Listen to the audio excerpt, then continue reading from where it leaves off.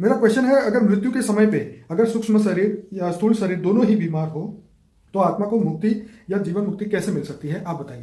देखो, मुक्ति या जीवन मुक्ति पाने के लिए आत्मा में परम प्रकाश चाहिए। क्या चाहिए?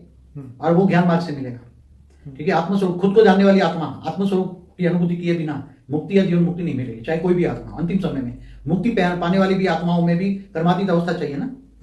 मुक्ति वाली आत्माओं को भी कर्मातीत अवस्था चाहिए और जीवन मुक्ति में जाने वाली आत्माओं को भी कर्मातीत अवस्था चाहिए। तो कर्मातीत अवस्था को पाने के लिए जो मुक्ति वाली आत्मा है, अंतिम समय में जब पूरा मल्टीवर्स बदलने वाला है, तो जब धरती पर जो बेहद की आत्मा है वो अपना स्वरूप निकाल के वो बेहद की आत्मा पहले कर्मातीत अवस्था की ओर जाएगी, तब वो परम शांति के वाइब्रेशन जो फैल रहे हैं अभी, तो परम शांति के वाइब्रेशन फैलते फैलते सब परम शांति बोलेंगे, चाहे मुक्ति वाली आत्मा हो चाहे जीवन मुक्ति वाली आत्मा। तो परम शांति बोलेगी तो धीरे धीरे धीरे परम शांति के वाइब्रेशन तो उसके ओरा में घुसेंगे, क्योंकि वायुमंडल में चारों ओर परम शांति होगी।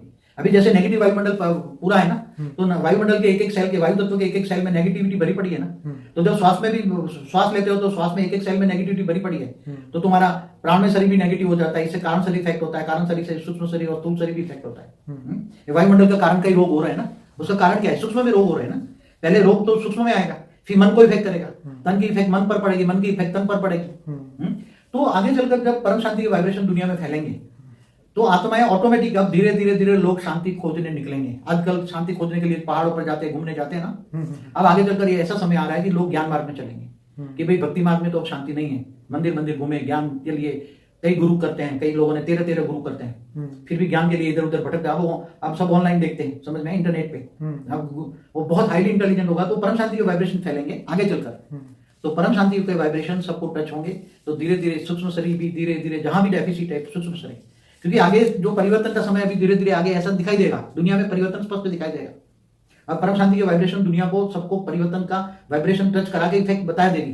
तब जो ऐसे, चाहे सूक्ष्म शरीर में इफेक्ट है, चाहे स्थूल शरीर में इफेक्ट है, चाहे कारण शरीर में इफेक्ट है, चाहे महापापी आत्मा है, चाहे महाअसुर है, सभी आत्माओं को परम शांति के वाइब्रेशन टच होंगे, तब ऑटोमेटिक वो परम शांति बोलने लग जाएगा।